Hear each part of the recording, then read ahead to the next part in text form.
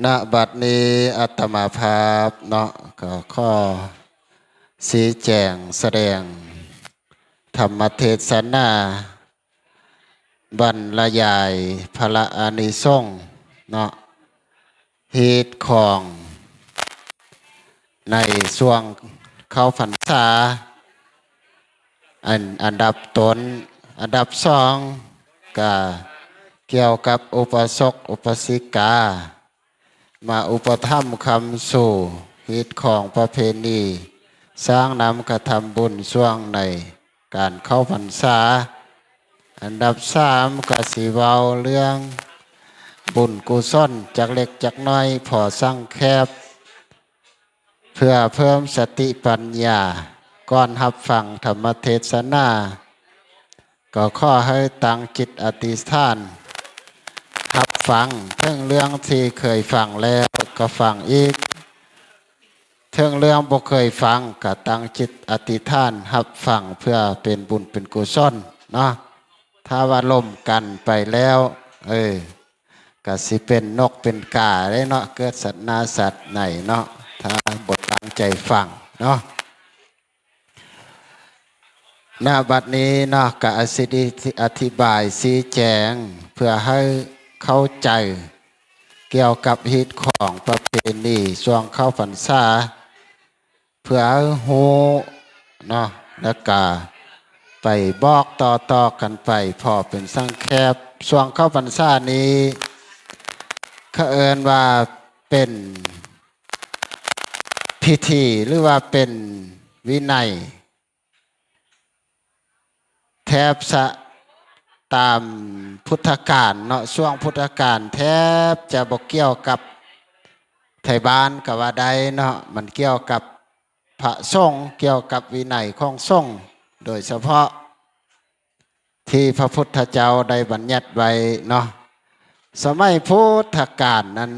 บ่มีการเข้าพรรษาเนาะบ่มีการเข้าพรรษาพระสงฆ์องค์เจ้าเลาะไปทุกฤดูกาลเนาะเดินทุดงค์ก็เดินทุกฤดูกาลไปบ้านตาบ้านเนื้อสมัยก่อนบ่มีถนนหนทางได้เดินได้ย่างเอา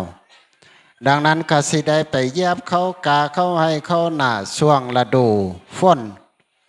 ที่ชาวบ้านพากันปลูกฝัง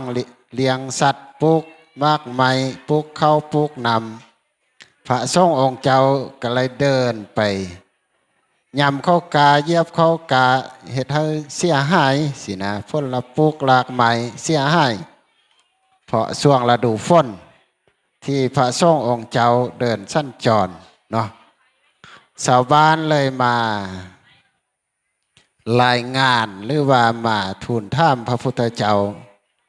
หลังจากนั้นพระพุทธเจ้าเลยออกกฎเนาะกฎแต่ว่าบ่แม่นสิกขาบทเนาะกฎวินัยเนี่ยกฎวินัยให้พระสงฆ์เนาะอธิษฐานจำพรรษาอยู่บ่อนได้บ่อนหนึ่งช่วงฤดูฝน3 เดือนเนาะคำว่าอธิษฐานของพระสงฆ์ก็บ่หมายความว่าอธิษฐานให้ใดนั้นใดนี้แบบพอออกไม่ออกอธิษฐานกันได้เนาะส่วนไล่พอออกอธิษฐานก็อธิษฐานให้ตัวเองมีตัวเองได้แต่คำว่าคำอธิษฐานของพระสงฆ์เนาะ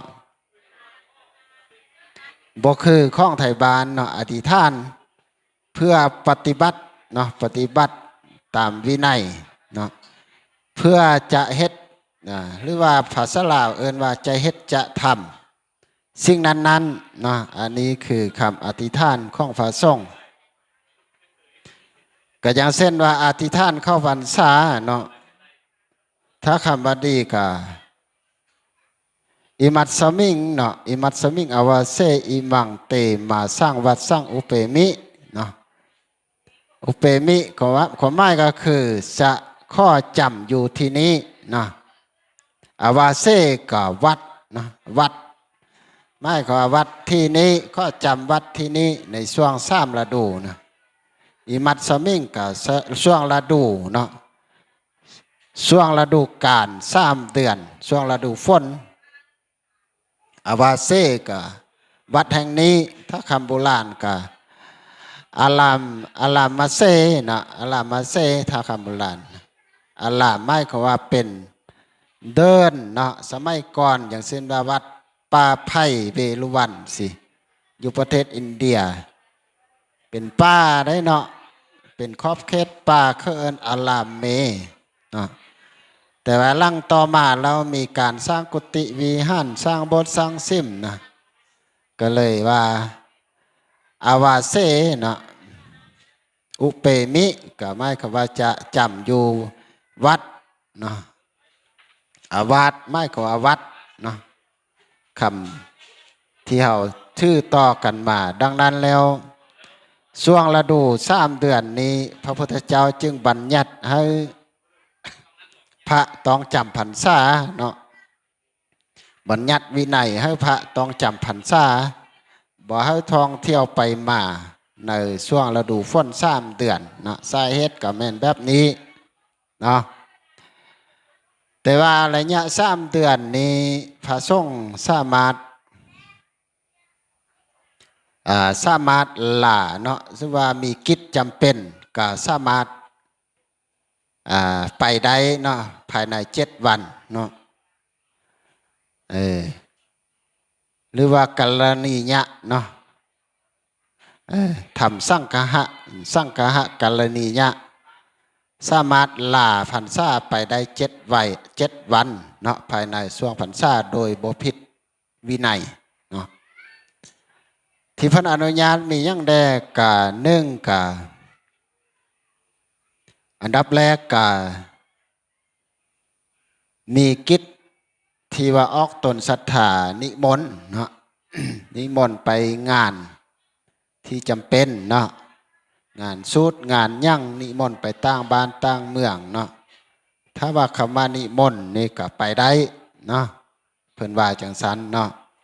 หรือว่ามีพระอุปชฌาย์อาจารย์คุณบิดามารดาญาติพี่น้องเจ็บป่วยเนาะก็สามารถทำสังฆะเนาะกัลยะไปได้7 วันเนาะเหลือไปเฝ้าไปแห่ถ้าเกิน7 วันเนาะต้องกลับมาเนาะกลับมาภายใน7 วันถ้ามีกิจต่ออีกก็สามารถกลับมาแล้วก็ไป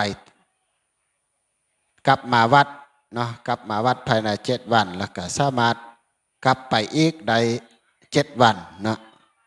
คล้ายๆมาต่อวีซ่าวะเนาะ ดังนั้นก็สามารถอนุโลมได้เนาะช่วงจำพรรษาถ้ามีเหตุจำเป็นเนาะญาติพี่น้องเจ็บป่วยครูบาอาจารย์เจ็บป่วยต้องได้ไปเฝ้าไปแห่เนาะทึกนิมนต์ไป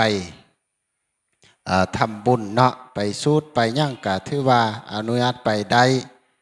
เรือพระสงฆ์องค์เจ้ามีปัญหาต้องได้ไปแก้ปัญหาเนาะต้องได้ไปค้างแหมคืนก็ถือว่าไปได้ในช่วงพรรษาเนาะเราที่อนุญาตได้ก็อีกเรื่องต่อไปก็คือที่สามารถออกจากสถานที่นั้นๆใดก็มีข้อยกเว้นคือกันเนาะอย่างเช่นว่าเขาอธิษฐานอยู่วัดนี้เนาะจำอยู่วัดนี้นะเขาก็มีข้อยกเว้นอย่างเช่นว่าน้ำท่วมบ่อเนาะก็สามารถนี่ไปจำบนอื่นได้โดยบ่ผิดอาบัติบ่ผิดวินัยเนาะไฟไหม้บ่เนาะพระสงฆ์สมณเณรเนาะผิดเที่ยงกันเนาะทะเลาะเวาะแวงก็สามารถไปจำบนอื่นได้เนาะโดยบ่ผิดวินัยเนาะอันนี้คือข้ออนุญาตในช่วง3 เดือนเนาะที่พระสงฆ์องค์เจ้ามีข้อยกเว้นเนาะอันนี้ก็บอกให้ทางครูอาจารย์เนาะพระสงฆ์องค์เจ้ารับรู้แล้วก็บอกให้ชาวบ้านรับรู้เนาะบางเทื่อชาวบ้านบ่รับรู้แม่บางเทื่อเห็นพระต่างบ้านต่างเมืองมาโอ้ยกลางพรรษาคือว่ามาได้นะผิ ผิดได้นะนั่นอันนี้มันบ่แม่นเนาะบางเทื่อเพิ่นมามีกิจจำเป็นเนาะก็บางเทื่อก็เดินทางไปบางเมื่อกิจจำเป็นก็ได้มาเนาะมันมีกรณีเนาะสาเหตุนี้จึงสมัยพุทธกาลเนาะจึงมีอุปสมบทคนหนึ่งเนาะช่วงพระสงฆ์องค์เจ้าจำพรรษาเพิ่นได้มานิมนต์ไปนิมนต์วัดได้เนาะพระสงฆ์ก็ว่าจำพรรษาไปบ่ได้เนาะไปนิมนต์อยู่วัดได้ก็ว่าไปบ่ได้ดังนั้นเราได้ไปทูลถามพุทธเจ้าพุทธเจ้าได้อนุญาตเนาะอนุญาตถ้ามีกิจนิมนต์ก็ต้องไปโพธิใดเนาะโดยบ่ผิดวินัยเนาะทุกสิ่งทุกอย่างเป็นวินัยเนาะวินัยต่อมาก็เป็นสิกขาบทเนาะที่พระพุทธเจ้าบัญญัติตามลั่งมัดทุกทิ้งทุกอย่างเนาะที่สธุเคยเว้ามาเนาะคนเห่ายุคเก่าแต่เก่าแต่ก่อนเนาะหรือว่าเห่าเกิดมาเนาะเกิดมาปุ๊บนั้นมีเราได้วินัยเนาะคุณงามความดีสิ้นธรรมเนาะมีสิ้นมีธรรมเต็มเปี่ยมเนาะเวลาเกิดมาเนาะต่อมาใหญ่ขึ้นมาใหญ่ขึ้นมาเราสิ้นธรรมนั้นให้ออกเราเอาแต่อธรรมเข้าไปเนาะผิดสิ้นผิดธรรมก็เริ่มหับโหตอนใหญ่ตอนเติบโตขึ้นมาเนาะศาสนาเขาคือกันเนาะพุทธศาสนาพระสงฆ์องค์เจ้าก็คือกันสมัยพุทธกาลนั้นบ่มีได้เนาะบ่มีวินัยที่พระพุทธเจ้าบัญญัติบ่มีข้อห้ามยังบ่มีสิกขาบทเนาะสิ้น227นี่ก็บ่มีสิ้น8ก็บ่มีสิ้น5ก็บ่มีเนาะสมัยเริ่มพุทธกาลใหม่ๆเนาะพอยังก็คล้ายๆคนเฮาเกิดใหม่เนาะเกิดใหม่มันมีสิ้น100%อยู่แล้วเวลาใหญ่ขึ้นมาไปใหญ่ขึ้นมาเนาะฝ่ามือเท่าพ่อเท่าแม่ก็เอาไปตีพ่อตีแม่กินเหล้าเมายาเนาะเมายาบ้ายาอีเนาะลักข้องนะเป็นโจรเป็นมารก็สร้างขึ้นมาตอนใหญ่เนาะดังนั้นแล้วศาสนาพุทธเขาคือกันเนาะพระสงฆ์องค์เจ้าคือกันเรื่องวินัยเรื่องสิกขาบทเนาะพระพุทธเจ้าบัญญัติตามลั่งคือกันเนาะตอนต้นก็บ่มีเนาะนั่งสมาธิก็มีแต่ฝึกเนาะฝึกธรรมะอย่างเดียวเนาะธรรมะอย่างเดียวคำว่าธรรมะวินัยกับสิกขาบทนี่คนละเรื่องเลยเนาะคนละอย่างเลยเนาะธรรมะครับธรรมะเนาะธรรมะก็คือทางพ้นทุกข์เนาะปัจจุบันเฮ็ดยั่งมีทุกข์หรือมีสุขเนาะมีทุกข์เขาก็เอาความทุกข์นั้นออกไปเนาะเขาอยู่กับปัจจุบันอยู่กับลมหายใจมันธรรมะเนาะ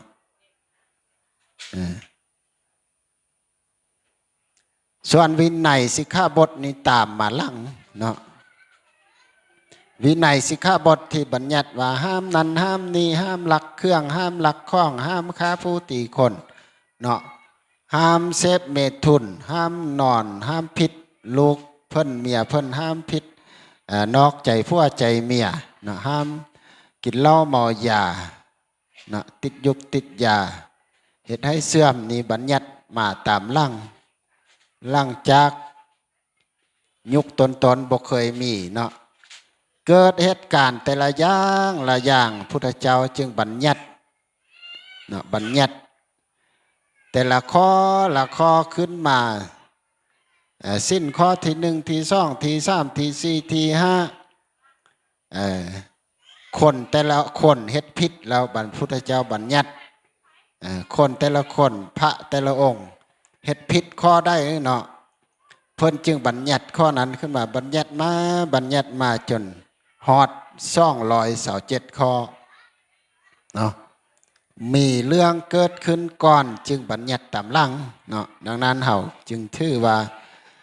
บ่หมายความว่าพระมีสิ้น227แล้วเพราะว่าเพิ่นมีสิ้นหลายบ่แม่นเนาะอันนี้เป็นข้อสิกขาบทสิ้นก็คือหมายความว่าเป็นข้อขวัญปฏิบัติเนาะข้อขวัญปฏิบัติพระแท้ๆนั่นก็คือศึกษาแต่ธรรมะเนาะสมัยก่อนสมัยพุทธกาลศึกษาแต่ธรรมะคำสั่งสอนปฏิบัติแบบได้ที่จะหลุดพ้นอยู่กับปัจจุบันนะได้เนาะมีทุกข์เฮาสิเอาไม่ยังมาแก้มีความสุขเฮาควรปฏิบัตินะได้อันนี้มันธรรมะสมัยพุทธกาลสอนแต่ธรรมะ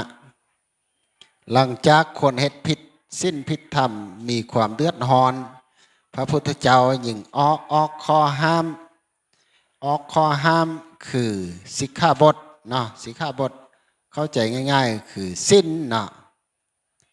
ก็คือสิ้นของไทยบ้านก็คือสิ้นห้าเนาะเพิ่นออกมาเพื่อย่างเพราะว่ามันพิษเนาะสมัยตะกี้ก็บ่มีสิ้นห้านะเพราะว่ามันมีอยู่ในตัวเพื่อตัวมันอยู่แล้วโดยอัตโนมัติคือเด็กน้อยเกิดมานะบ่เฮ็ดผิดยังย่างมาถึงเฮ็ดผิดสิ้นดังนั้นพระพุทธเจ้าก็เลยว่าบัญญัติตามร่างเนาะสิ้นห้ากับบัญญัติตามร่าง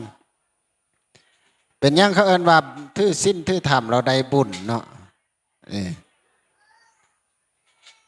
เป็นยังจึงได้บุญก็ย้อนว่าสิ้นเนาะสิ้นไม่ก็ว่าเป็นเกาะป้องกันเนาะสมัยพุทธกาลเนี่ยเอายังเป็นเกาะป้องกันตอนบ่มีสิ้นห้าก็ย้อนว่ามันมีในตัวอัตโนมัติเนาะบ่มีคนขี้ลักมักจกบ่มีโจร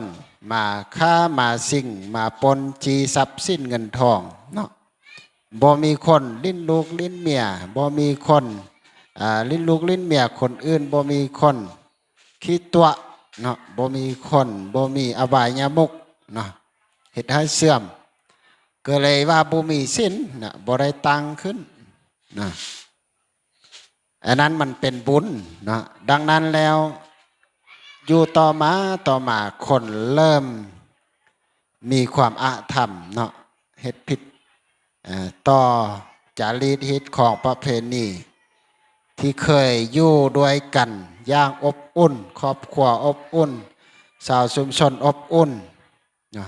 แต่ว่าเฮ็ดผิดฮิตของเฮ็ดผิดของพระพุทธเจ้าใจเลยบัญญัติสิ้นมาปกครองเนาะมาปกครองเอิ้นว่าเกาะกำบังนะ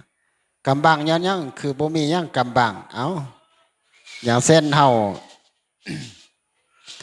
บ่ไปทำลายผู้อื่นเนาะบ่ไปฆ่าผู้อื่นก็บ่มีผู้ใดสิมาฆ่าเฮาได้เนาะบ่กล้าฆ่าเฮาได้เนาะเฮาบ่ไปลักของคนอื่นเนาะบ่ไปลักไปเล่มของคนอื่นก็บ่กล้ามาลักของเฮาเนาะบ่กล้ามาทำลายของเฮาเนาะเฮาบ่ไปนอกใจลูกใจเมียเนาะครอบครัวก็อุดมสมบูรณ์ครอบครัวก็สิมั่งคั่งโดยโภคทรัพย์สมบูรณ์เนาะบ่ทะเลาะเวาะแวงบ่ผิดเที่ยงเป็นครอบครัวอบอุ่นเฮาบ่คิดตัวลอกลวงเนาะทุกคนก็จะสรรเสริญเนาะทุกคนก็จะยองหย่อสรรเสริญบอกคิดตัวลอกลวงเนาะเว้ายั่งเขาก็เสื้อก็ฟังเนาะมียั่งเขาก็มาปรึกษาเอาเป็นแบบอย่างนะมีคนนับหน้าถือตาเฮาก็สิมีความสุขเนาะถ้ามีคนนับหน้าถือตาหลายเนี่ยเนาะสิมีคนมาทำลายเฮาบ่มันบ่มีเนาะอันนี้แหละเอิ้นว่าเกาะกำบังเนาะถ้าบ่ไปติดยกติดยาเด้เนาะบ่ไปดื่มสุราเมลัยเนาะบ่ไปอบายยมุกต่างๆเฮ็ดให้เสื่อมครอบครัวเฮาก็สิ บ่เดือดร้อนเนาะเห็นว่าบางครอบครัวมีลูกเป็น4เป็น5เป็น6เป็น10คนก็มีคนติดยาอยู่ผู้เดียวนี่เดือดร้อนได้เนาะเดือดร้อนหมดทุกคนนี่เนาะครอบครัวบ่มีความอบอุ่นแล้วเนาะทะเลาะเบาะแวงเนาะย้อนผู้เดียวเนาะผู้เดียวครอบครัวเป็น9เป็น10ติดยาผู้เดียวก็อย่างเดือดร้อนเลยเนาะถ้ามีลูก10คนติดฮอต5คนนี่ว้ายมันแห้งนักไปได้เนาะเกินคำว่าเดือดร้อนเนาะบางครอบครัวมีแต่ผู้เดียวอย่างเดือดร้อนนั่นเนาะบางเทื่อข้าพ่อตีแม่เผาหอดเถื่อนมดเลยนะเนาะย้อนว่าคาดสิ้นธรรมดังนั้นเขาจึงพระพุทธเจ้าจึงบัญญัติเนาะบัญญัติสิกขาบทตามหลังเนาะแต่เพิ่นยังได้ก้าวเนาะสิกขาบทเนาะข้อวินัยต่างๆเนาะหลังจากเพิ่นจะปรินิพพานนะเนาะเพิ่นยังก้าวตอบพระสาวกเนาะว่าข้อวัดเนาะข้อวัดและวินัยต่างๆเนาะที่เพิ่นบัญญัติมานะเพิ่นว่าสามารถเปลี่ยนแปลงได้เนาะเปลี่ยนแปลงใดย้อนยังเปลี่ยนแปลงไปในทางที่ดีเนาะสังคมยอมรับเนาะบ่แม่นว่าเปลี่ยนแปลงแล้วสังคมติเตียนนี่บ่ได้เนาะเป็นโลกาวิชะโลกติเตียนนี่อันนี้แห่งพิษเนาะอย่างเช่นว่าพระดื่มเหล้าสิเนาะอยู่ประเทศไทยเนาะเป็นปาราชิกข้อที่5เลยเนาะปกติปาราชิกมี4ข้อเนาะปาราชิกของพระแต่ว่าเดี๋ยวนี้มาเพิ่มอีกข้อหนึ่งคือดื่มสุราเนาะดื่มเหล้าเนาะเป็นปาราชิกข้อที่5เนาะพระองค์ได้ดื่มเหล้าเมาแอนกันจับซิกเลยเนาะเขาเอิ้นว่าปาราชิกข้อที่5ที่จริงสมัยพุทธกาลนี้มี4ข้อปาราชิกเนาะ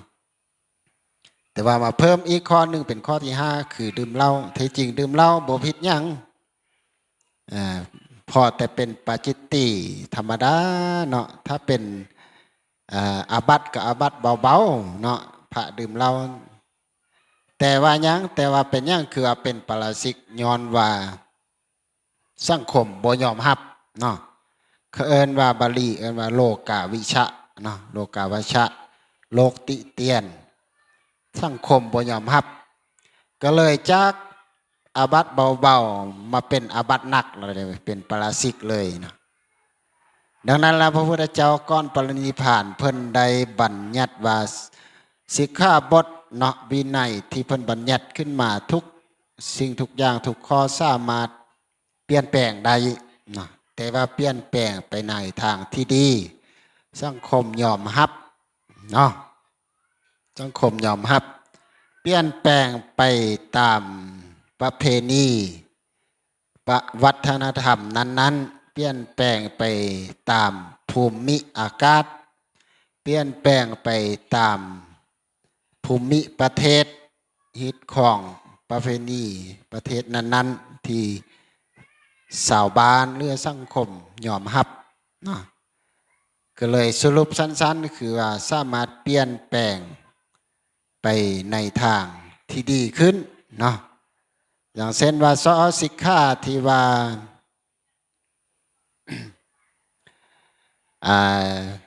เด็ดต้นไม้ใบเขี้ยวนี่ก็บ่ได้เป็นพระเนาะตัดต้นไม้ต้นตอกก็บ่ได้อีกได้นะผิดอาบัติก็ผิดศีลไหนเนาะแทะหญ้าแทะยุงนี่ก็ผิดศีลไหนนะเป็นอาบัติเนาะต้องได้ปรงอาบัติอย่างคาดตามวินัยของพระพุทธเจ้าบัญญัติสมัยพุทธกาลหรือว่าสิ้น227เนาะแล้วเดี๋ยวนี้มันกงกันข้ามเนาะบางวัดมีแต่หลวงพ่อเฝ้าวัดองค์เดียวเนาะญาหกสินะ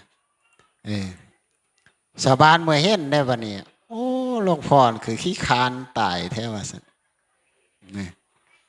ที่จริงเพิ่นเฮ็ดบ่ได้ก็เนาะถ้าเพิ่นถือเข่งแท้ๆเนาะ ตัดต้นไม้ต้นตอกแทะหญ้าแทะยุ่งเนาะเด็ดยอดไม้ยอดหนึงก็ผิดสิ้นเพิ่นหมดก็เนาะเออทุกสิ่งทุกอย่างจะกินจะนั่งจะนอนมันต้อง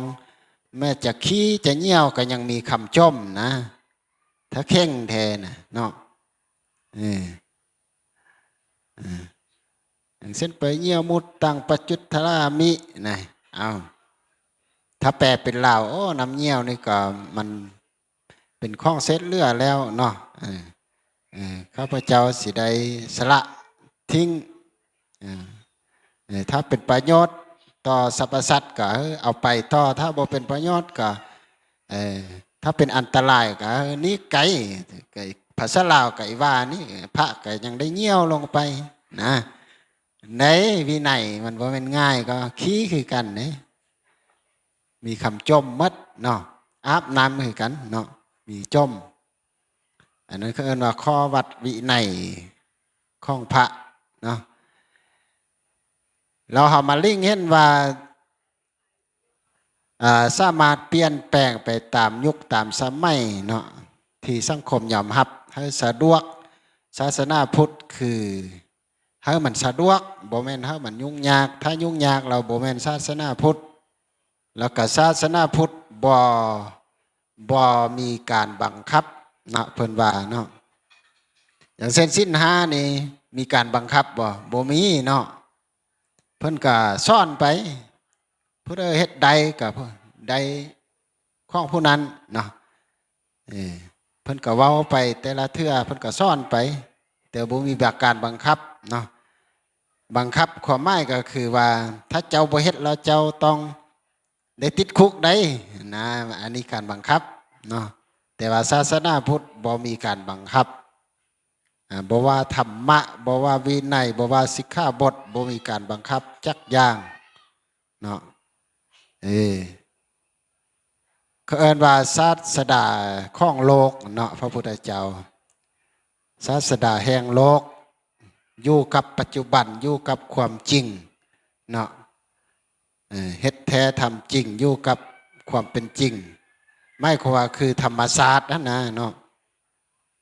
บ่คือศาสนาอื่นใดศาสนาอื่นนี่เอาเจ้าบ่เฮ็ดแนวนี้นี่พระเจ้าลงโทษเนาะพระเจ้าลงโทษมันบ่แม่นพระเจ้าลงโทษคนด้วยกันนั่นแหละลงโทษกันเนาะเพื่อไปเฮ็ดผิดเฮ็ดยั่งนี่เนาะบ่ได้เนาะบ่คือศาสนาพุทธเขาเอิ้นว่าศาสนาประชาธิปไตยเนาะจะถือก็ได้จะเฮ็ดก็ได้เจ้าเฮ็ดได้ข้อหนึ่งเจ้าก็เป็นบุญของเจ้าเฮ็ด2ข้อกับเป็นบุญของเจ้าหรือเฮ็ดใดสมบูรณ์แบบ 100% ก็เป็นบุญเป็นกุศลของเจ้าอันนี้คือศาสนาพุทธนะถ้ามันโหนั้นเนาะบ่ไม่ก็ว่าเป็นพุทธเฮาเฮ็ดแนวใดศาสนาพุทธควรปฏิบัติแนวใดเนาะศาสนาพุทธก็คำสอนนะก็ศาสนาพุทธก็มีไม่ยั้งมี พระพุทธนะพระพุทธก็คือยังคือพระพุทธเจ้าแล้วเนาะที่เพิ่นปรินิพพานไปแล้วเนาะเพิ่นปฏิบัติเองฮู้เองเนาะบรรลุเองเพิ่นว่าคิดว่าดีถึกตองเนาะเหมาะสมที่จะเอาไปสั่งสอนต่อเพิ่นอย่างเขียนเป็นพระธรรมนะพระธรรมก็คือหลักธรรมคำสอนที่เพิ่นเคยประพฤติปฏิบัติมาแล้วว่ามันดีแล้วเพิ่นยังเอามาสอนต่อเขาประพฤติปฏิบัติต่อมาก็มีพระสงฆ์เนาะพระสงฆ์ก็เป็นพระสงฆ์ก็ข้อหมายของพระสงฆ์ก็คือสาวกของพระพุทธเจ้านั่นแหละเนาะต้องเฮียนต้องศึกษาตามหลักธรรมคำสอนของพระพุทธเจ้าเนาะบ่แม่นว่าไปนั่งสมาธิเลยเห็นวิญญาณเนาะบอกเลขบอกเบอร์เนาะทำนายทายทักเนาะอันนั้นมันเป็นไสยศาสตร์แล้วนะบ่แม่นศาสนาพุทธเราได้เนาะมันผิดวินัยพระเนาะผิดวินัยพระอย่างนักแล้วเนาะนั่งเราเห็นหันเห็นนี้เนาะอันนั้นมันบ่แม่นพุทธแล้วเนาะมันเป็นไสยศาสตร์ เนาะพุทธก็คือปฏิบัติเนาะเหียนโฮตามหลักธรรมคำสอนของพระพุทธเจ้าเนาะถ้านอกเนื้อจากคำสอนพระพุทธเจ้าเลยมันเป็นไสยศาสตร์เนาะมันบ่แม่นพุทธแล้วเนาะไปดูหม้อท่อทักไปเบิ่งลายมอกลายมือแห้งหนักเนาะไปแกเคาะสะเดาะเข็นนี่มาออกมักให้สะทุไปสะทุบ่อยากไปบ่อยากไปก็อยากให้ไปอยู่เนาะมันบ่แม่นแนวเนาะมันบ่แม่นแนวของวินัยเนาะจำเป็นแท้ๆขาดขี้นบ่ได้ไปแท้จริงแล้วมันบ่อยากไปเนาะถ้าว่าแกเคาะสะเดาะเข็นกับอาจารย์พ่องคนแรกเนาะต่อเติมดวงสต๊อกดวงสตาราศีตกต่ำกับอาจารย์พ่องเนาะมหาพระก็บุยยั่งแล้วก็มีแต่นั่นนี้แหละมาเทศมาเว้ามาว่าให้เอาไปประพฤติปฏิบัติเองเนาะ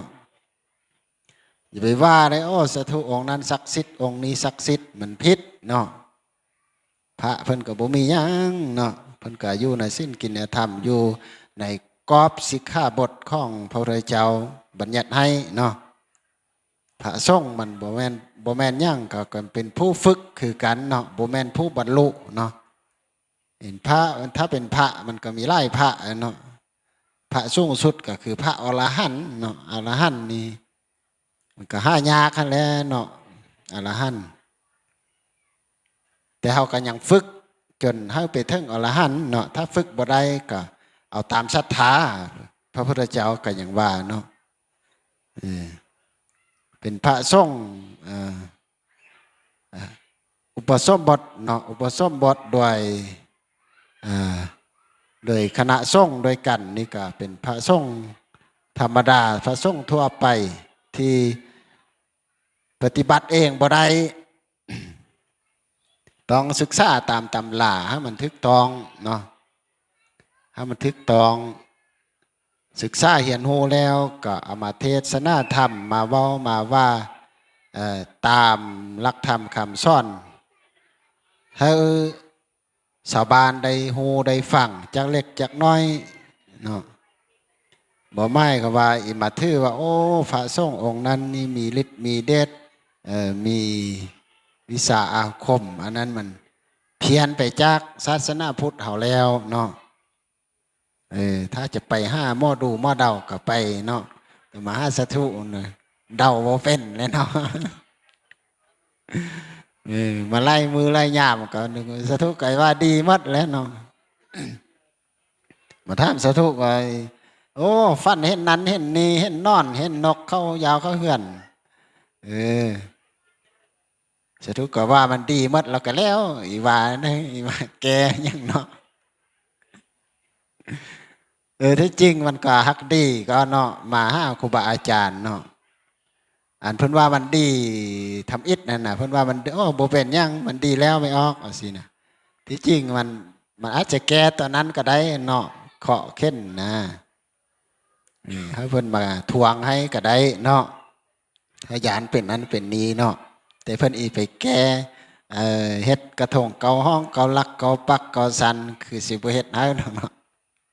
แต่เพิ่นอีทวงให้อยู่เนาะทวงว่าดีไปแล้วก็แล้วเนาะเอาอันนี้ก็เป็นฮีตของประเพณีเนาะของเกี่ยวกับพระสงฆ์องค์เจ้าพอให้หูเนาะให้หูให้ปฏิบัติส่วนว่าช่วงฤดูเข้าพรรษานี้คือบ่ว่าของไทยบ้านแน่เนาะไทยบ้านก็เป็นผู้อุปถัมภ์เนาะอุปถัมภ์คือสถุวาไปก่อนหน้าเนาะเป็นเครื่องอย่างเช่นว่าปัจจัยซี่มียั่งมีเครื่องสายข้องซอยเนาะเสนาสนะมันเป็นเครื่องอยู่ข้องกินข้องห่มเนาะข้องถือเนาะบินดาปาตังกับเข้าโภชนะอาหารแต่ละมืออ้อตนศรัทธามาแต่งมาเฮ็ดให้ครบให้สั้นจังหันวันเพ็ญทุกมือนี้ก็เป็นบินดาปาตังเนาะเข้าโภชนะอาหารว่านข่าวมากมาย ข้าวตอกเนาะที่ว่ากินได้น้ำปะนอกปะนะเนาะก็จัดอยู่ในเภสัชจัดอยู่ในบิณฑบาตังเนาะสร้างมากกับยุกยาทานังคีรณะที่ออกตนศรัทธาจะได้อุปถัมภ์ขับสู่เป็นยุกยาทานังอย่างเช่นว่ามาสร้างเตาอบพระสถุก็เป็นยุกยาทานังคือกันได้เนาะอันนี้ก็ขอไม้ก็คือปัวพญาตให้พระสงฆ์องค์เจ้าก็จะโบหูเป็นพญาจักเทื่อเนี่ยขอไม้ก็คือการทานยุกยาทานนั่งเนาะทานเครื่องที่ว่าปัวพญาตให้พระสงฆ์องค์เจ้าหรือว่าให้สาวบ้านเนาะผู้ฐานอันนี้ส่งกับ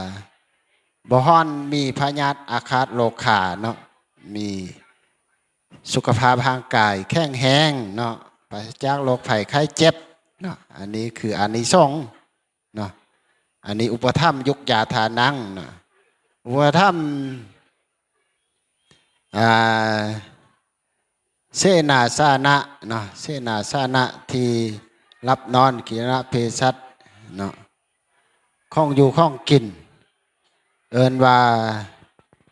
ปัจจัยสี่นะเนาะปัจจัยสี่ก็ทุกสิ่งทุกอย่างเนี่ยที่ว่าจำเป็นเนาะเป็นแฟบเป็นสบู่ข้องนุ่งข้องทื่อเนาะข้องใส่ข้องสร้อยเป็นพวกทูบเทียนเนาะทุกสิ่งทุกอย่างที่ใส่เนาะก็เขาเอิ้นรวมกันเขาปัจจัยสี่นั่นแหละเนาะว่าถ้าคำสู่ในช่วงเพิ่นจำพรรษาเนาะหลังจากจำพรรษาแล้วเนาะครบ3 เดือนเนาะช่วงพรรษาเพิ่นก็สิมีการไหว้พระเสาแรงเนาะไหว้พระสวดมนต์ตอนเช้าตอนแรงปฏิบัติศาสนากิจศึกษาธรรมวินัยอยู่ในกรอบศึกษาหำเหียนช่วง3 เดือนก่อนสิออกไปโพธิสัตว์เนาะช่วงออกพรรษาดังนั้นฮิตของประเพณีก็สิมีหลังก่อนออกพรรษาเนาะหลังจากครบ3 เดือนเฮาก็สิมีรางวัลให้พระสงฆ์อย่างเช่นว่าพระป่าพระกฐินเนาะรางวัลก็คือไม่ยังถ้ามีพระกฐินรับพระกฐินเนาะจะไปทางใดเนาะจะมาทางใดเนาะโดยบ่ต้อง